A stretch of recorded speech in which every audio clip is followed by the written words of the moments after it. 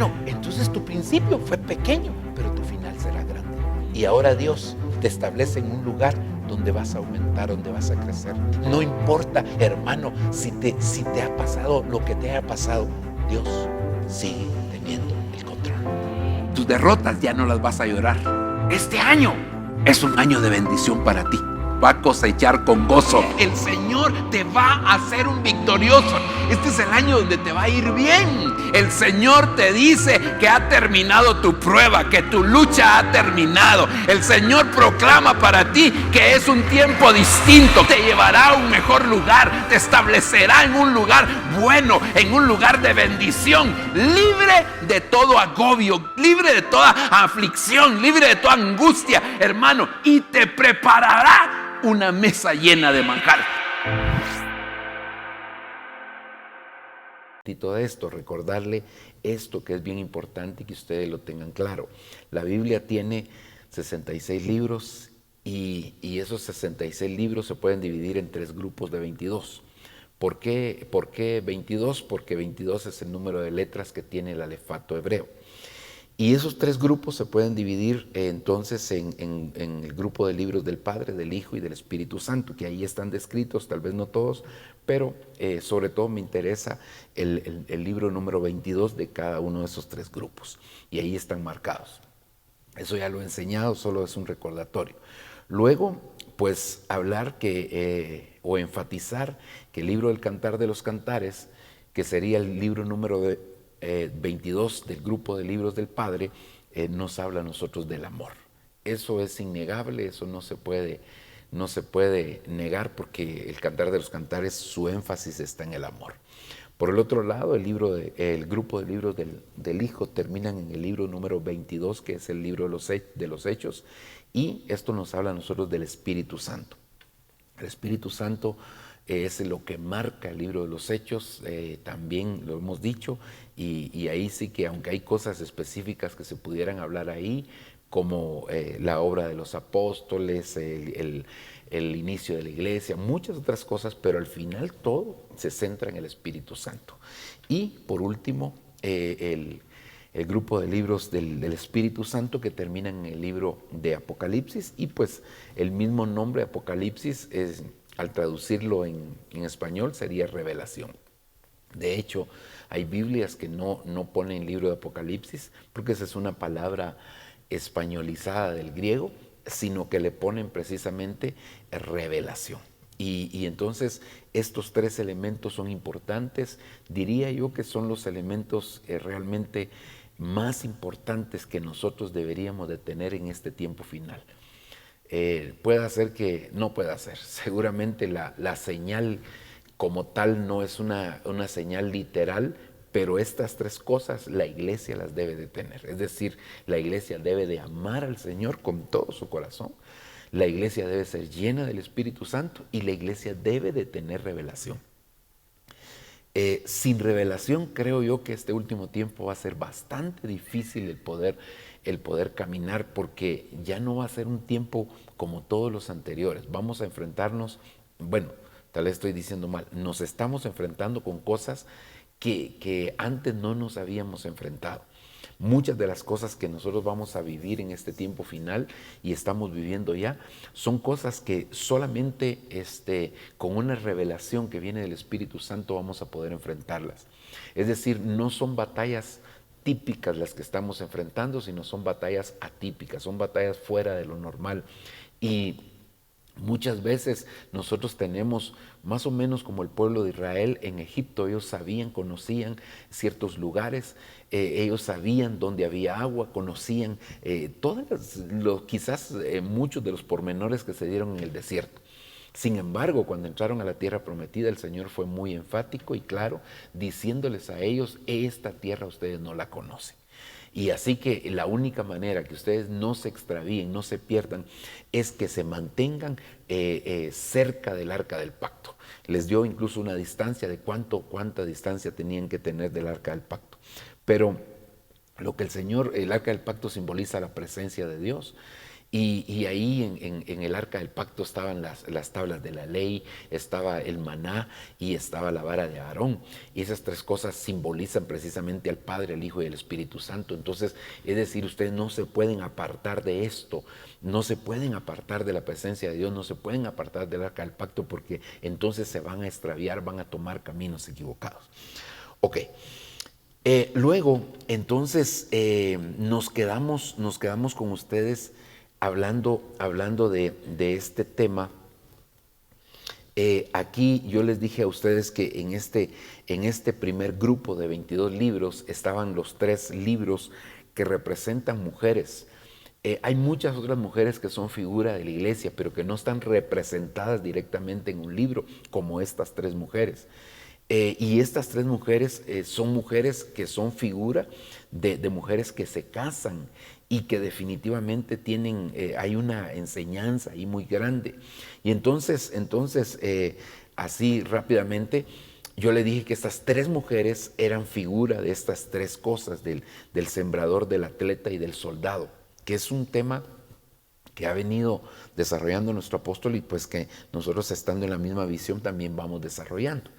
Entonces, dentro de la evolución de la iglesia dijimos que estaban estas 3 mujeres y que estas simbolizan estas 3 cosas, ¿verdad? Y entonces también hablamos que en el caso del sembrador, pues necesitaba herramientas de labranza. En el caso del atleta, lo que necesita es respetar un reglamento. Y en el caso del soldado, lo que necesita es tener armas de guerra. Y ya hemos platicado un poquitito de esto. Así que voy tal vez un poco rápido en esto, pero quiero avanzar. Ahora, el domingo entonces le decía yo que íbamos a agregar un elemento más a este cuadrito y era el tiempo que estaba determinado en cada uno de estos 3 libros. Por ejemplo, Ruth capítulo 1 versículo 22 dice, así fue como Noemí regresó de Moab con su nuera Ruth. Cuando llegaron a Belén empezaba la cosecha de la cebada. Es decir, cuando ellas regresaron era el tiempo de la cosecha. Entonces, si algo marca el libro de Ruth es el tiempo de la cosecha. Esa es una de las cosas que está bien clara y bien determinada ahí. Luego, en el libro de Esther, dice, y cuando llegaba el tiempo de cada una de las doncellas para venir al rey Asuero, después de haber estado 12 meses conforme a la ley acerca de las mujeres, pues así se cumplía el tiempo de sus atavíos, esto es 6 meses con óleo de mirra y 6 meses con perfumes aromáticos y afeites de mujeres. Entonces, en el caso del libro de Esther, el tiempo que está marcado es el tiempo de los atavíos, el tiempo de la preparación de la novia para el encuentro con el Señor. Y eso tenía que ser basado en un reglamento que había establecido, porque como en ese tiempo, usted se recordará que dice el libro de Esther que habían emitido un edicto, habían promulgado un edicto en el cual habían características que tenían que llenar todas las mujeres que se presentaran delante del rey. Entonces había un reglamento que tenían que respetar y por eso esto lo asociamos con el atleta, ¿verdad? Y luego en el Cantar de los Cantares, pues hay un tiempo que también está marcado y dice, han aparecido las flores en la tierra, ha llegado el tiempo de la poda y se oye la voz de la tórtola en nuestro país. Entonces aquí vemos que en el libro El Cantar de los Cantares está determinado el tiempo de la poda. Y el tiempo de la poda tiene muchas cosas que hablarnos, está de alguna manera ligado con la cosecha, pero también está ligado con el soldado, porque era precisamente de las podaderas que el Señor decía que tenían que hacer armas de guerra. Ok, entonces aquí vuelvo al cuadrito solamente para agregarle estos 3 tiempos. Los 3 tiempos, ¿verdad? El tiempo de la cosecha, el tiempo de los atavíos y el tiempo de la poda. Esos 3 tiempos que son importantes. Y yo hoy pues quisiera detenerme un momentito aquí, en el tiempo de la cosecha. Platicamos un poquito del tiempo de los atavíos el día domingo, que al final pues lo vimos como un tiempo de purificación. Y entonces quiero platicarle aquí un poquitito entonces del tiempo de la cosecha.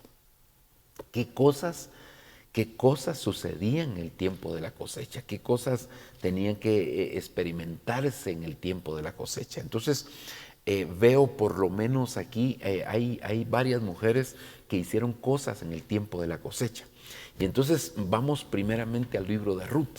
Dice, de modo, Ruth 2:23, de modo que Ruth trabajó junto a las mujeres en los campos de Booz y recogió grano con ellas hasta el final de la cosecha de la cebada. Luego siguió trabajando dice, con ellas durante la cosecha del trigo a comienzos del verano, y todo ese tiempo vivió con su suegra. Usted sabe que Noemí, que era la suegra de Ruth, es figura del Espíritu Santo.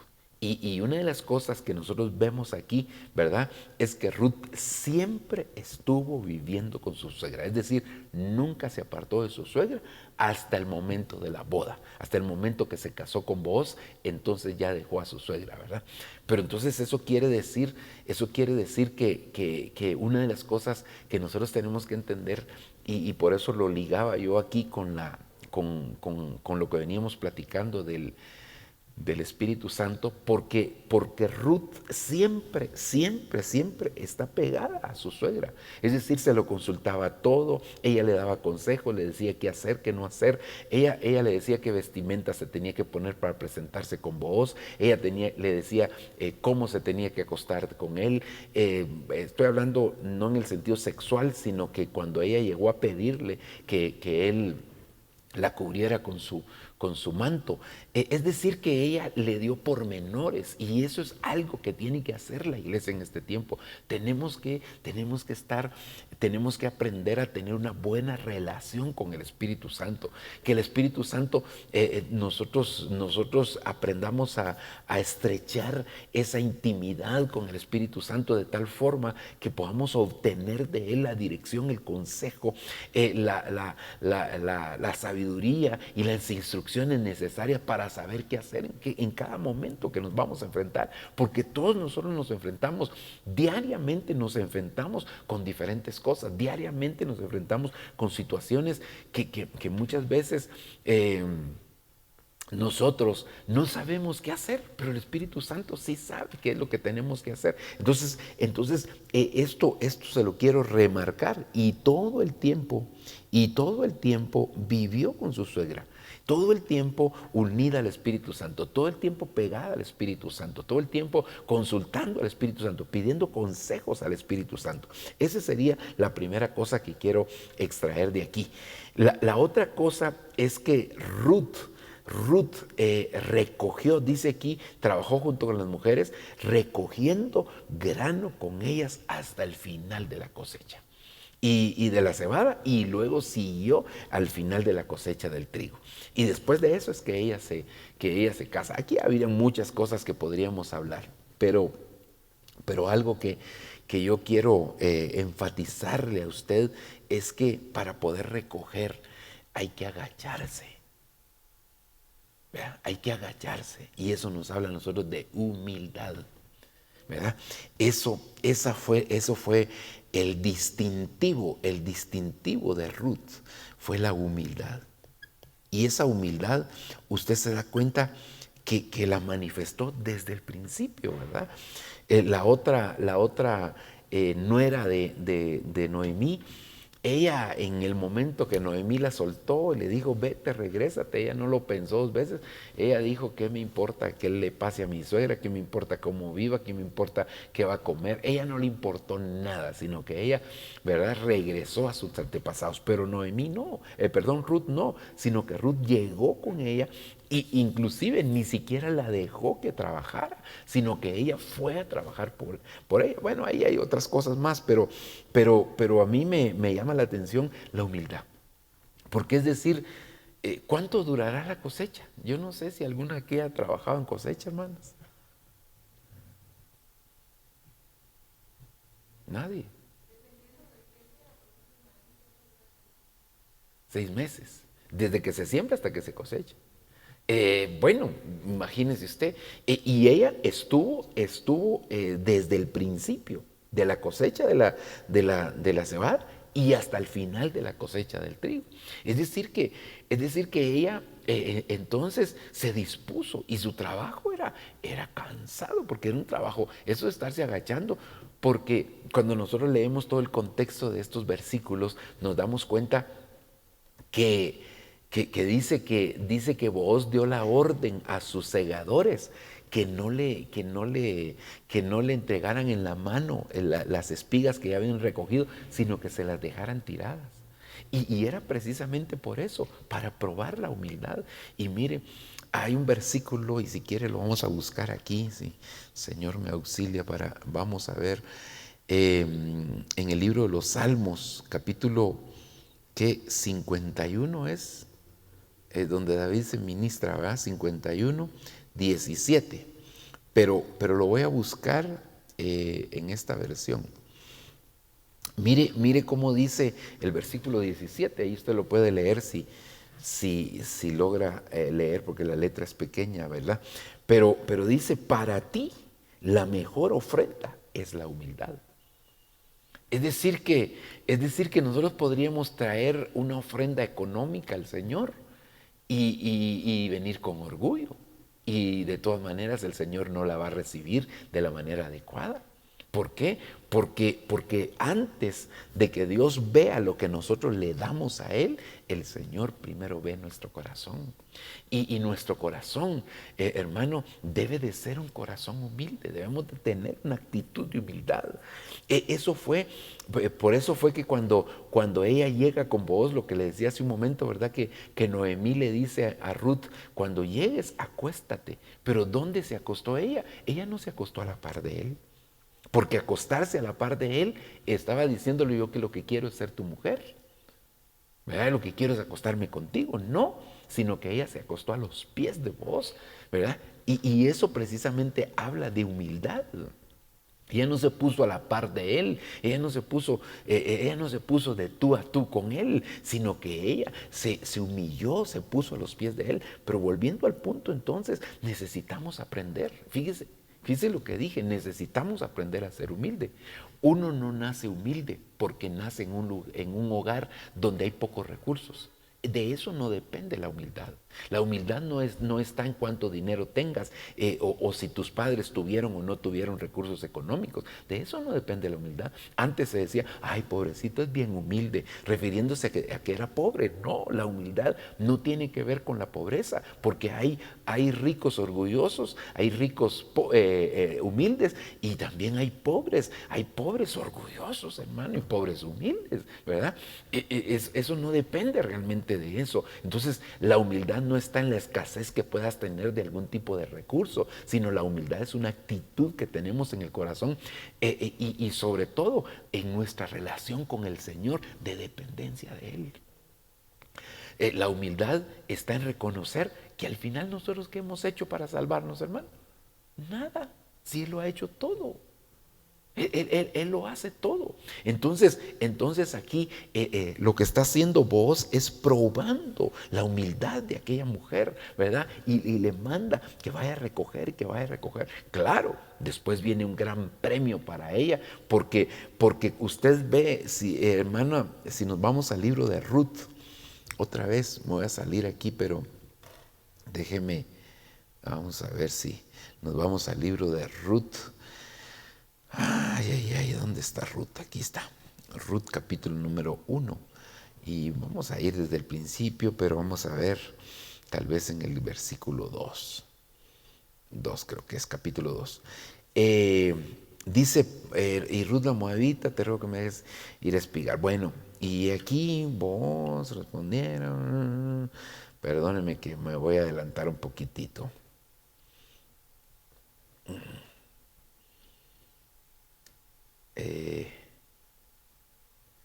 Aquí está descrito todo lo que... aquí está donde yo quería llegar. Y fíjese, y dice, y ella espigó en el campo hasta el anochecer. Ella espigó en el campo hasta el anochecer y desgranó lo que había espigado. Y fue como un efa. Otras versiones dicen como una medida de cebada. Es decir, que ella lo que logró captar fue una medida de cebada. Pero cuando nosotros vamos más adelante, en el capítulo 3, ella se presenta con vos cuando hubo comido y bebido, su corazón estaba contento. Bueno, sucedió que a la medianoche se asustó, se volvió y aquí que una mujer estaba acostada a sus pies, ¿verdad? Yo me imagino que él sintió algo frío en sus pies, ¿verdad? Y de repente dijo que aquí qué pasó, ¿verdad? Y entonces, o tal vez lo sintió caliente, ¿verdad? Porque estaba a los pies de ella, tal vez lo sintió caliente, ¿verdad? Y entonces dice... Entonces él dijo, bendita seas del Señor, hija mía, has hecho tu última bondad mejor que la primera, al no ir en pos de los jóvenes, ya sean ricos o pobres o ricos. Ahora, hija mía, no temas, haré por ti lo que me pidas, pues todo mi pueblo en la ciudad sabes que no es una mujer virtuosa. Pero bueno, después se le dijo que se acostara y dice, versículo 16, cuando llegó... tal vez desde el 14. Y ella se acostó a sus pies hasta la mañana y se levantó antes de que una persona pudiera reconocer a otra y dijo que, y él dijo que no se sepa que ha venido mujer a la era. Y entonces dijo además, dame el manto que tienes puesto y sujétalo. Ella lo sujetó y él midió 6 medidas de cebada y se las puso encima. Entonces ella entró en la ciudad. Pero entonces ella... fíjese cómo es el Señor cuando nosotros actuamos de manera correcta y somos humildes. Nosotros hacemos lo más insignificante y Él hace todo lo demás. ¿Por qué? Porque ella pasó todo el día, trabajando desde el amanecer hasta el anochecer. Es decir, podríamos decir de 6 a 6. Podríamos decir 12 horas de trabajo y trabajando. Y el testimonio que dan de ella es, ella no ha descansado, ella no se ha sentado para nada, ahí ha estado trabajando. Pero entonces y cuando ella llega a ver cuánto había captado, una medida nada más. Ahora viene y cuando tiene una actitud correcta. Por eso las actitudes correctas atraen las mayores bendiciones para nuestra vida, hermana. Las mayores bendiciones. Por eso cada vez que usted vaya a hacer algo, pregúntese, ¿por qué voy a hacer esto? Porque lo que dice la Biblia es, la sana iniciativa te guardará. Es decir, lo que motiva tu corazón. Porque uno podría hacer cosas buenas con malas intenciones. ¿Verdad? Es decir, agarro víveres y se los voy a repartir a los pobres. Bueno, mejor le voy a poner un ejemplo. Hace unos días fuimos a una actividad y era una actividad de cierre de ciclo de mi nuera que terminaba sus 4 años aquí en el hospital. Y entonces había una cena, le iban a entregar los títulos o diplomas, no sé qué es lo que entregan, diplomas creo que son. Y entonces, bueno, nos fuimos a sentar a la mesa y de repente se levantó un señor bien amable, ¿verdad? De otra mesa y nos fue a saludar, mucho gusto, ¿cómo está? Y yo, Padre Santo, ¿dónde lo conozco? ¿De dónde lo conozco? Padre, ayúdame, Señor. Y bien amable, ¿verdad? Y nos saludó a mi esposa, así con mucho respeto. Y todos, ¿verdad? A mi hija y a mi yerno. Y los que estábamos ahí. Y entonces cuando ya se fue, le digo a mi hijo, pues, ¿y este quién es? Sí, porque yo no me recordaba haberlo conocido. Este es un político que se va a lanzar alcalde en las próximas elecciones. Entonces por eso me vino a saludar. O sea que su intención de saludarme no era por ser amable. Su intención de saludarme es ver si capta votos. Entonces es una buena acción, pero con mala motivación, ¿verdad? Porque al final, ahorita me saluda, ya cuando quede ni me saluda, ¿verdad? Bueno, no voy a hablar de todos porque no todos son iguales, ¿verdad? Pero vamos al punto, pues, a que nosotros cada vez que hagamos algo, tenemos que preguntarnos qué es lo que nos motiva. ¿Qué es lo que te motiva a hacer lo que haces? ¿Qué es lo que te motiva a tomar ciertas actitudes? Y entonces yo veo que aquí lo que Booz le dice a ella, has hecho tu bondad postrera mejor que la primera. La primera bondad que había hecho, ella la había hecho con Noemí, su suegra, al no abandonarla. Esa era la primera bondad, ¿verdad? Pero la postrer bondad es que ella no se fijó en los jóvenes. Ella era viuda, por supuesto, pero era joven. Y ella no se fijó en los jóvenes, sino se fijó en el que nadie se iba a fijar, que era en el viejito. Viejito, pero con pisto, diría alguien. Sí, porque era al final el dueño del campo, ¿verdad?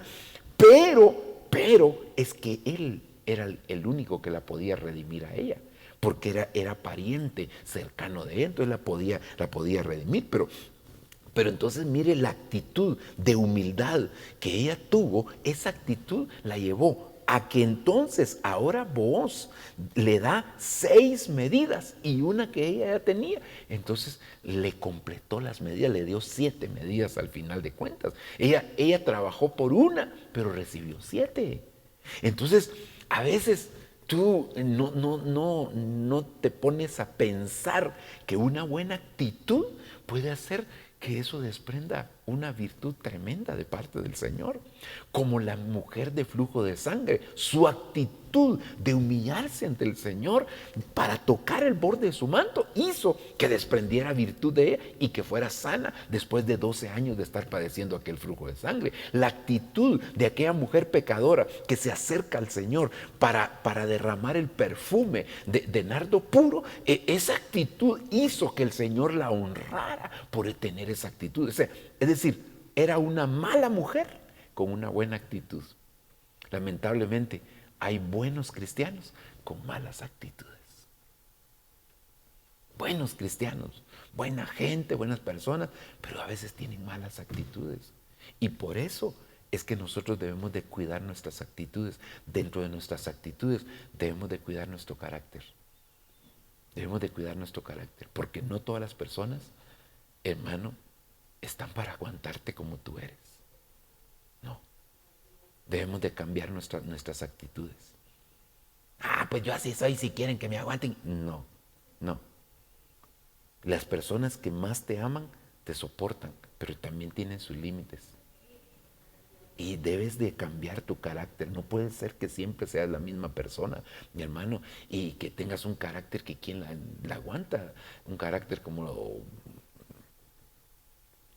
pura Lola la trailera, ¿va? No. Una boca que quien te la aguanta, no. Peor cuando te enojas, no, eso no puede ser. No, tú tienes que valorar a las personas que te han soportado hasta ahora.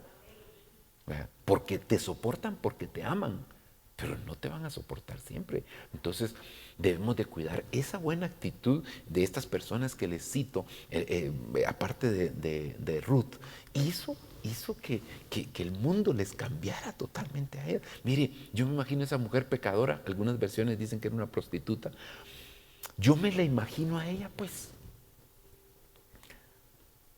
toda su vida cometiendo errores, porque al final de cuentas, siendo prostituta, toda la vida estaba cometiendo un error. Tal vez la mujer todos los días que ejercía su oficio, todos los días tal vez se arrepentía, decía, ay Señor, perdóname por lo que voy a hacer, pero me empuja mi necesidad. A ver, no, solo estoy pensando. Nadie me va a pedir el versículo bíblico donde dice eso, solo estoy pensando lo que ella pudo haberse imaginado. Y entonces ahora llega el momento cuando se encuentra con el Señor. Y aquel perfume, para que ella obtuviera ese perfume, 300 denarios era el salario de 300 días de trabajo. Si le quitamos los días feriados a un año, casi podríamos decir, era el salario de un año de trabajo. Para que normalmente los que trabajaban en aquel tiempo no eran las mujeres, eran los hombres. Las mujeres más se dedicaban a oficios domésticos. Entonces, ahora se imagina usted que esta mujer, pues a ver, perdón por lo que voy a decir, pero saber cuántos hombres, saber con cuántos hombres se tuvo que acostar para tener eso, pues si es que era prostituta. Vaya. Y aparte de eso, ¿saber cuánto tiempo le llevaría? ¿Cuántos hombres y cuánto tiempo le llevaría? Vaya. y lo estaba guardando para una ocasión especial. Hermano, yo leí un comentario que dice que el perfume de nardo lo utilizaban solo para ocasiones especiales, que las personas ahorraban para comprar aquel perfume y lo usaban, y especialmente dice que lo usaban para las bodas, las mujeres. Y ella ahora se niega a sí misma de utilizar ese perfume para poder derramarlo en los pies del Señor. Ni siquiera para que oliera bien él, pues, sino que en los pies del Señor. Yo sé que no me vaya a malinterpretar lo que voy a decir, pero Jesús era un humano, ¿sí o no?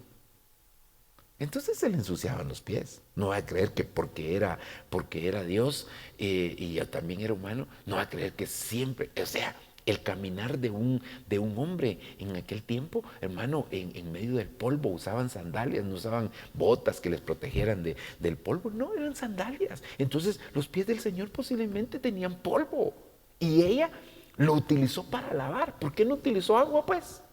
Y después le echó el perfume. No, sino para lavar los pies del Señor lo utilizó. Es decir, que ella consideró que la parte más en contacto con la tierra que tenía Jesús, eso era poco todavía, aquel perfume, para derramarlo. Entonces la actitud que tiene esta mujer totalmente le cambia la vida, porque aunque los discípulos del Señor decían, si él supiera quién es esta mujer, no permitiría que le lavara los pies, y el Señor discernió los pensamientos de ellos y les dijo, ¿verdad? Cada vez que se hable del Evangelio, se va a hablar de esta mujer, se va a hablar de esta mujer. Entonces quiere decir que una buena actitud puede cambiar todo, hermano.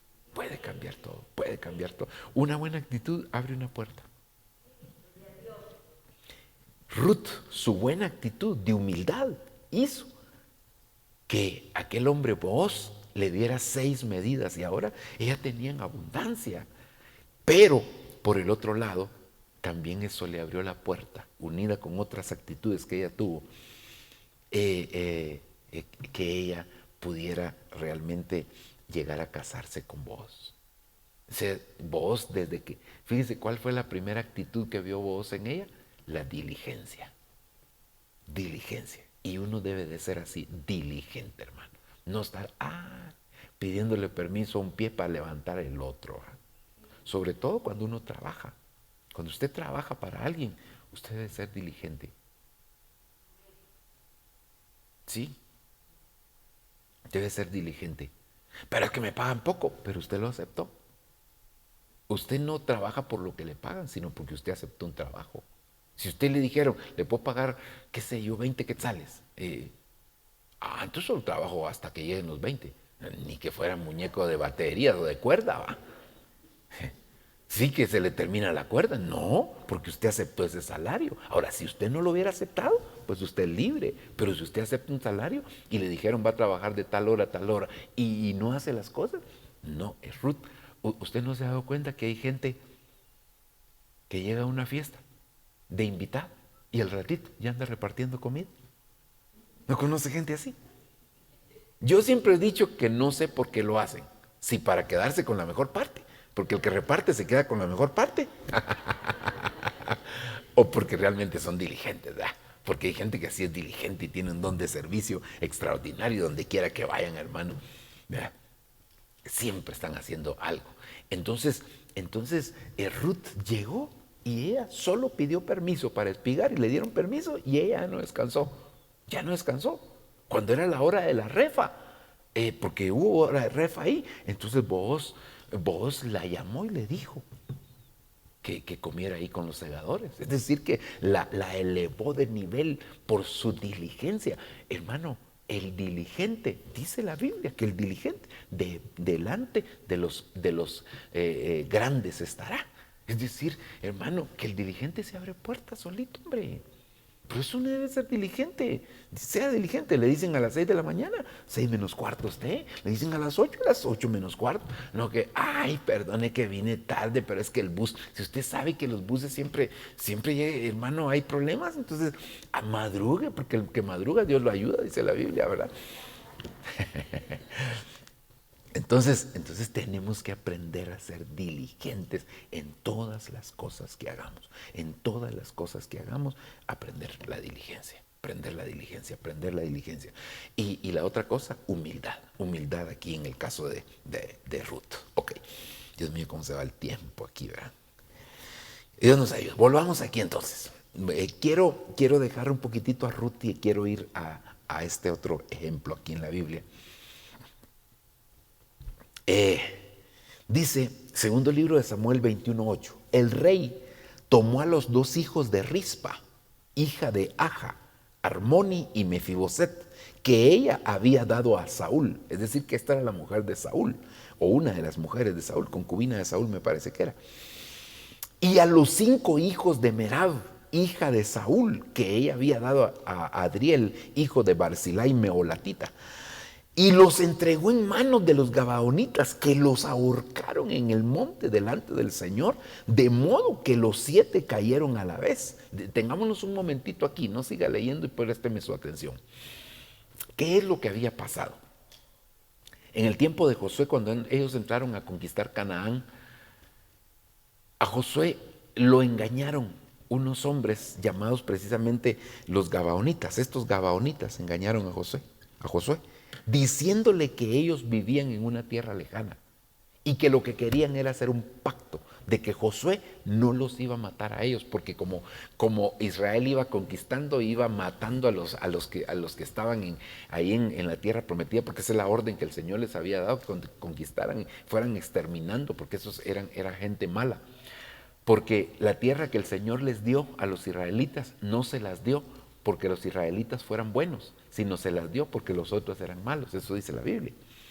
Y entonces ahora estos llegaron y fingiéndose venir de una tierra lejana y fingiéndose ser pobres, llevaron alforjas desgastadas, llevaron sus zapatos también desgastados, su manto rasgado, llegaron sus odres de vino también todos viejos, el pan que llevaban era mohoso, bueno, y todo eso tiene su significado. Y entonces engañaron a Josué y Josué hizo un pacto con ellos que no los iba a matar.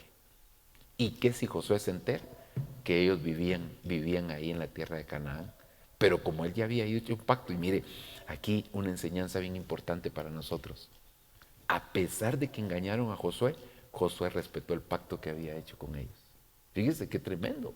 A veces nosotros, hermanos, nos cuesta guardar pactos. Rompemos los pactos por cualquier razón. Bueno, y si eso lo aplicáramos al matrimonio, bueno, pero ahorita no. Ahorita usted está en calidad de soltera. En modo soltera está usted hoy. Solo que cuando salga de aquí ya es casada. Para decepcionar, no. Ok, sigamos. Entonces, ahora pasó Josué, pasó todo ese tiempo y de repente viene Saúl. Y Saúl, ese Saúl, de verdad, hermano, era un hijo del diablo. Terrible Saúl. Usted sabe cuánto persiguió a David. Pero entonces Saúl vino y empezó a matar a los gabaonitas, rompiendo el pacto que había hecho Josué. Y empieza a matar a los gabaonitas.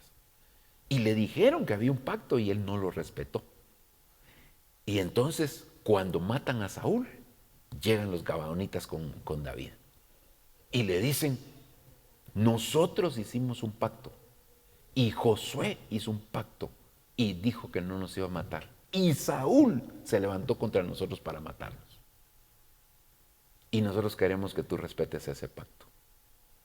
Y entonces David investigó, indagó y el pacto era verdadero. Y entonces le dijo, ¿y qué quieren? Porque ahora ya mató a un montón Saúl. Queremos que nos des a toda la descendencia de Saúl. Por lo menos que nos des, creo que eran 7, ¿verdad? En total. 7 creo que eran. Sí.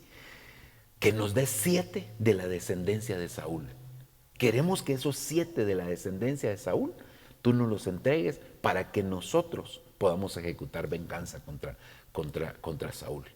Y entonces dice que ahí estaban los 2 hijos de Rispa y 5 hijos de Merab. Merab era la hija de Saúl. Ahí dice, ¿verdad? O sea, 2 hijos de Saúl y 5 nietos de él.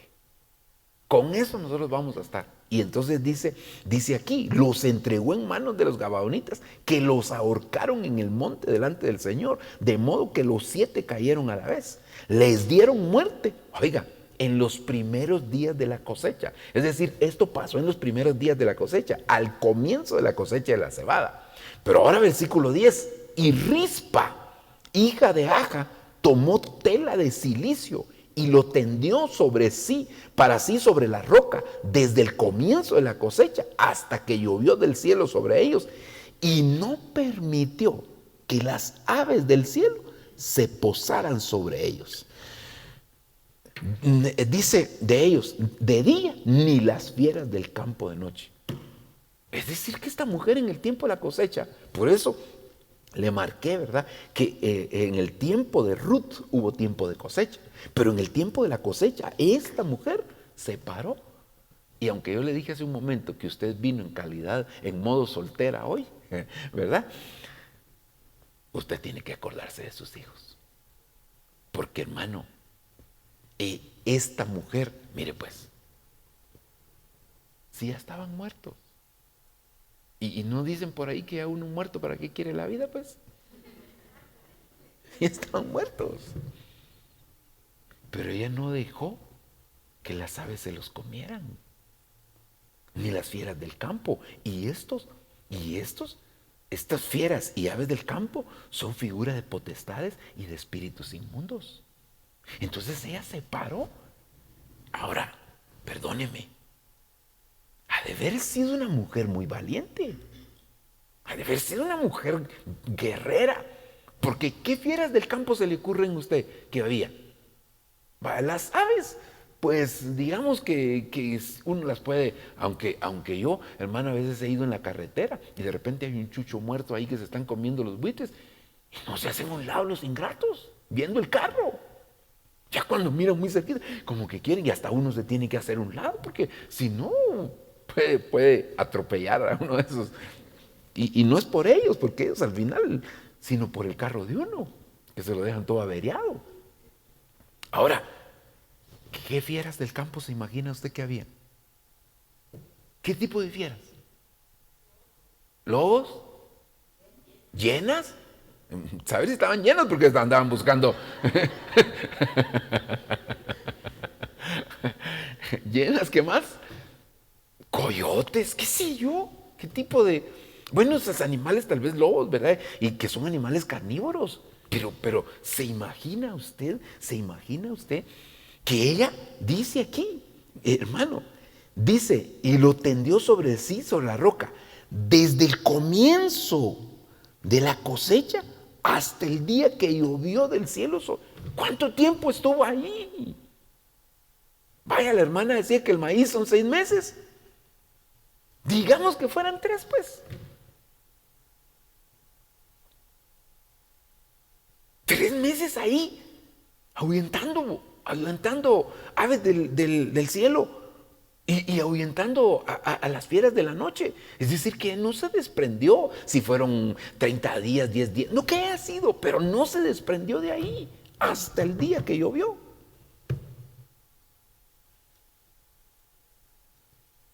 Eso para mí es muy significativo, porque yo veo aquí una mujer guerrera intercediendo por sus hijos. Estaban muertos ya, pastor, ¿por qué intercedía? Sí, pero veámoslo espiritualmente. No hay hijos muertos, pues, o sea, que están alejados del Señor, o están medio cristianos. No hay hijos que no están caminando bien en el Señor. Y esa mujer ahí estuvo desde el principio de la cosecha hasta el final, hasta el día que llovió. Hasta ese día ella dejó. Quizás lo fue a enterrar, no sé, no me recuerdo qué más pasó ahí, no sé si se describe. Pero el punto es que ella ahí estuvo. Entonces, ¿no será que es algo que nosotros deberíamos de hacer? En el tiempo de la cosecha, entonces hay que tener buenas actitudes como Ruth, humildad, diligencia y otras más que podemos ver ahí, definición y todo lo que podemos ver de Ruth. Pero en el tiempo de la cosecha también hay que levantarse como una mujer guerrera. Hay que levantarse como una mujer valiente, hay que levantarse como una mujer esforzada, hay que levantarse. Ahí oran por mí, ¿a qué oran por mí? Semana de oración y rascándose la panza. No, perdón porque dice rascándose la panza. Eso solo lo hacen las embarazadas. Y usted está en modo soltera.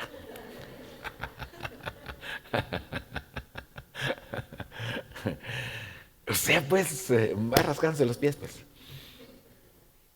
Vaya, mejor descansando. Entonces, hay que levantarse, hay que esforzarse, hay que ir más allá. Hay que pelear la batalla. Sí, hermano, pero mi esposo sí, pero aquí el esposo de ella ya se había muerto porque era Saúl, ya lo habían matado. ¿Y quién se va a levantar si el otro también está muerto? Si el otro no quiere buscar al Señor, si el otro es si los hijos medio cristianos, como dijo un pastor que nosotros tuvimos, ¿verdad? Que se enojaba, hermano, porque él había aprendido a tocar piano, aquellos pianones, ¿verdad? Y medio lo tocaba, tampoco era él muy hábil, pero sí se sabía unas sus notas, ¿verdad? Pero ya cuando vino la nueva generación, entonces empezaron a introducir ya otros, no sé si decir ritmos, acordes, no sé qué era lo que introdujeron, ¿verdad?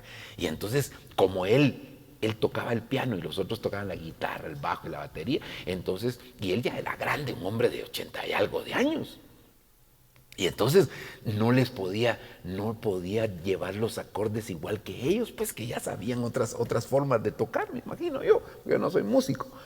Y entonces se ponía bravo él y agarraba su banquito, porque él con su banquito tocaba, con su banquito se pegaba a la pared y ¡prum! Lo tronaba así en la pared. ¿Qué vamos a hacer?, les decía. Ustedes, ¿cómo decía? Yo medio músico y ustedes medios cantantes. ¿Qué vamos a hacer?, les decía. Se ponía bravo el viejito. ¿Por qué le estoy diciendo eso? Porque imagínese usted, el papá medio que quiere buscar al Señor, sus hijos igual van a hacer. Sus hijos igual van a hacer. Entonces, nosotros tenemos que esforzarnos y pelear la batalla. Hasta el día que el Señor hizo llover, esa mujer estuvo ahí. ¿Cuántos meses, cuánto tiempo, cuántos días estaría peleando la batalla? Y de día y de noche, hermano. ¿Y a qué hora dormía, pues? ¿A qué hora dormía Rispa? ¿En qué momento? Si dice que de día y de noche, yo quiero pensar que era solo se contemplaba el tiempo de la cosecha, tal vez no desde el tiempo de la siembra, sino desde el momento que se empezaba a cosechar hasta que se terminara. Es decir, no se contemplaba el tiempo desde que sembraron, sino solo el tiempo de donde ya se empezaba a cosechar. Pongamos que fuera un mes. ¿Cómo le llaman a la qué? La tapizca, gracias. ¿Verdad? Vamos a ir a la tapizca, dice, ay, y se desaparecen los hermanos de la iglesia. ¿No? Y van a ir a tapizcar, dice, van a ir a cosechar, ¿verdad? Van a ir a recoger la cosecha. Y entonces, pongámoslo, ¿cuánto puede ser de tapizca? Pues usted que más o menos tapizcó. ¿Ah? ¿Cuánto? Una semana. Pero no dormir una semana. ¿No dormir una semana? No, perdón, me equivoqué, porque no fue cuando terminó la cosecha, fue hasta que llovió. No termina la cosecha, empieza a llover otra vez. No, pasa otro tiempo, y ella hasta que llovió estuvo ahí. ¿Cuánto tiempo podría ser? Fácil, unos 3 meses, no sé, quizás hasta más. O sea, el punto de lo que yo voy es que ella no desmayó. Ella no desmayó.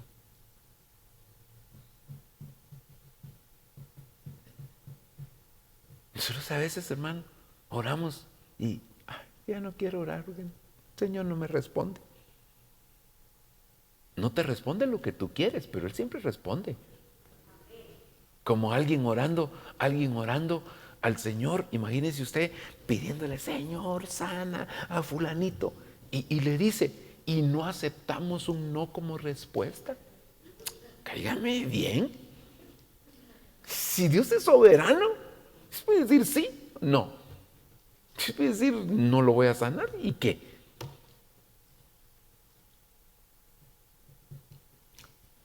O sea, Dios es Dios. Entonces, esforcémonos. Esta mujer Rispa es un ejemplo. Ahí, mire, veámoslo físicamente. ¿Qué esperanza había para su hijo, físicamente hablando? Ninguna.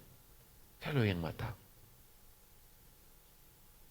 Pero ella no permitió que las aves del cielo se lo comieran. Entonces, puede ser que haya un hijo muerto, un hijo que no quiera buscar al Señor, un hijo que no quiera avanzar en el Señor, un hijo que no quiera humillarse delante del Señor. Pero, hay esperanza para él. Si esa mujer que no tenía esperanza de algo físico, no tenía la esperanza, quizás solamente para darle una sepultura, quizás solamente para hacerle una especie de honra a sus hijos, ella estuvo ahí, ok, pero sin embargo, ella no claudicó, no desmayó. Y ahora, ¿cuánto más nosotros que sí tenemos esperanza? Que sí tenemos esperanza. ¿Cuánto más nos deberíamos de esforzar? No importa. Sí, pero no quieren, pastor, no importa. Sigue adelante. Hasta el día que el Señor haga llover sobre la tierra y entonces va a venir un tiempo de cosecha para tu vida. Porque quizás para ella fue un tiempo de lágrimas. Lloraba ver a su hijo ahí y empezaba a pasar el tiempo y quizás agarraba mal olor los hijos ahí. Y ella lo miraba, ya se empezaba a poner morado, blanco, no sé qué color se ponen los muertos, hermano. Yo como no me gusta andar entre los muertos, ¿verdad? Y no me gusta el cementerio. No sé qué color se ponen, pero no sé qué color se ponía, pero ella ahí estaba, lloraba, derramaba lágrimas hasta que vino la lluvia. Entonces, el que siembra con lágrimas va a cosechar con regocijo. Eso lo dice la Escritura. Así que yo le quiero dejar en su corazón, tiempo de cosecha es tiempo de guerra. Es tiempo de levantarnos a pelear por los nuestros. Es tiempo de decir, sí, yo no voy a permitir que esto pase, yo no me voy a quedar. Es tiempo, como ya le dije, de buenas actitudes. Me faltó hablar de otra mujer, pero tal vez sí le hablo. Así me quedan 5 minutos. Y 2 que usted me regala, cabal. Génesis 30:14. Fue Rubén en tiempo de la siega, tiempo de la cosecha de los trigos, y halló mandrágoras en el campo y las trajo a Lea su madre, y dijo Raquel a Lea, te ruego que me des de las mandrágoras de tu hijo. Durante la temporada de cosecha, dice esta otra versión del trigo, Rubén fue y encontró mandrágoras en el campo y las trajo a su madre Lea. Rachel dijo a Lea, por favor dame algunas mandrágoras para que sea fértil. Tiempo de cosecha es tiempo de fertilidad. Entonces, tres cosas le quiero dejar en su corazón. Número 1, viendo a Ruth, tiempo de cosecha, tiempo de buenas actitudes. Cambiemos las actitudes negativas. Número 2, tiempo de cosecha, Rispa. Rispa es tiempo de pelear por los nuestros. Tiempo de cosecha, Raquel, es tiempo de ser fértil. No es tiempo de ser estéril, es tiempo de ser fértil. Amén y amén. Oremos entonces. Y le dejo eso en su corazón. Yo creo que, mire, Ruth da testimonio de que nunca se separó de Noemí. Eso quiere decir que siempre estuvo pegada al Espíritu Santo, porque Noemí es figura del Espíritu Santo. Rispa, para poder pelear la batalla, tuvo que echar mano del Espíritu Santo, porque el Espíritu Santo es el que nos capacita para pelear la batalla. Y en el caso de Raquel, la fertilidad, como se lo he enseñado en otras oportunidades, viene como consecuencia, hermano, de la presencia del Espíritu Santo, sobre todo del bautismo del Espíritu Santo en nuestra vida. Él es el que nos habilita para la fertilidad. Así que mujeres llenas del Espíritu Santo, Ruth.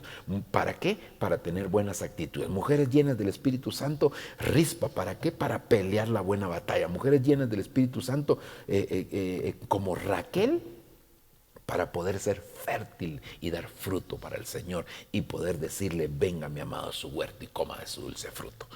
Padre, en el nombre de Jesús yo vengo delante de ti. poniendo y presentando en tus manos la vida de tus hijas.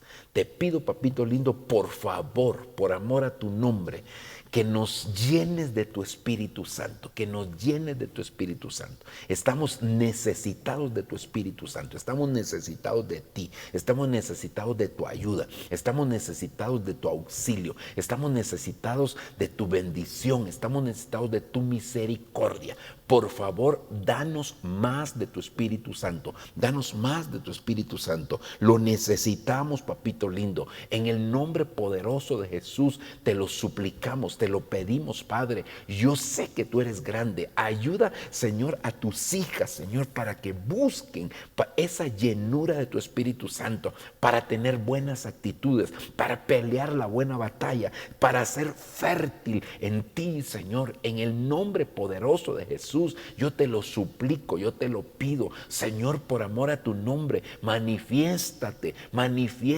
Señor, en el nombre poderoso de Jesús, que sea tu mano, Señor, sobre tus hijos, que sea tu misericordia sobre tus hijas, Señor, que cada día sintamos la necesidad que tenemos de ser llenas de tu Espíritu Santo. Papito, aquí estamos en el nombre de Jesús. Estamos, Señor, buscando esa llenura, buscando esa presencia tuya, buscando esa ministración que viene de lo alto. Por favor, Padre del cielo, te lo suplicamos y te lo pedimos, Padre de la gloria. Bendecimos tu nombre, Señor, en el nombre de Jesús. Ayúdanos, Padre, ayúdanos, Señor. Ayúdanos, Señor. En el nombre de Jesús, Señor, te lo estamos suplicando, te lo pedimos, Padre bendito, para honra y gloria de tu nombre, Padre del cielo. Señor, llénanos más de ti, llénanos más de ti. ¿Por qué no le dices al Señor que te llene de su Espíritu Santo? Dile, Señor, por favor, lléname de tu Espíritu Santo. Necesito ser llena de tu Espíritu Santo. Por favor, papito, en el nombre de Jesús, yo te lo estoy suplicando, Señor. Lléname, lléname, lléname, lléname, lléname, lléname más de tu Espíritu. Por favor, te lo pido, te lo suplico. Necesito ser lleno de tu Espíritu Santo. Necesito ser llena de tu Espíritu Santo. Necesito llenarme cada día de tu Espíritu Santo. Por favor, ven sobre mí, Espíritu Santo. Ven sobre mí, Espíritu de Dios. Ven sobre mí, Espíritu Santo. Te lo pido en el nombre maravilloso de Jesús. Necesito de esa llenura, necesito de esa visitación, necesito de esa ministración. Espíritu Santo, levanta tus manos un momentito al Señor y dile: Espíritu Santo, por favor, te necesito, te necesito, te necesito, Espíritu de Dios. Necesito de ti, Espíritu Santo. En el nombre de Jesús, por favor, papito lindo, aquí estamos delante de ti. Aquí estamos pidiendo tu ayuda, estamos pidiendo tu socorro, estamos pidiendo tu auxilio. En el nombre de Jesús, llénanos, Espíritu Santo, llénanos, Espíritu de Dios. Te lo suplicamos y te lo pedimos, Padre bendito, para gloria de tu nombre. Ven sobre nosotros, Espíritu de Dios. Ven sobre nosotros, Espíritu Santo. Aquí estamos necesitados. Aquí estamos necesitados. En el nombre de Jesús, Señor, te lo suplicamos, te lo pedimos, Padre bendito. Por favor, Señor, por favor, papito lindo, estamos aquí pidiendo cada día, Señor, que tú te manifiestes en nosotros.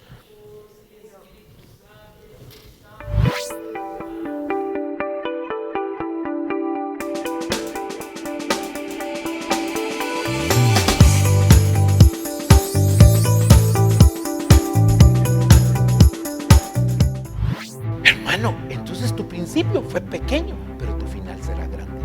Y ahora Dios te establece en un lugar donde vas a aumentar, donde vas a crecer. No importa, hermano, si te ha pasado lo que te haya pasado, Dios sigue teniendo el control. Tus derrotas ya no las vas a llorar. Este año es un año de bendición para ti. El Señor te va a hacer un victorioso. Este es el año donde te va a ir bien. El Señor te dice que ha terminado tu prueba, que tu lucha ha terminado. El Señor proclama para ti que es un tiempo distinto. Te llevará a un mejor lugar, te establecerá en un lugar bueno, en un lugar de bendición, libre de todo agobio, libre de toda aflicción, libre de toda angustia, hermano, y te preparará una mesa llena de manjar.